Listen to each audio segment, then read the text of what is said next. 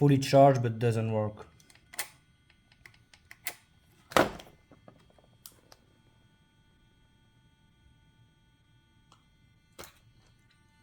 You listen to the noise? There's something wrong. And I can't turn off. She don't want to turn off. So yeah, this is an issue with this battery.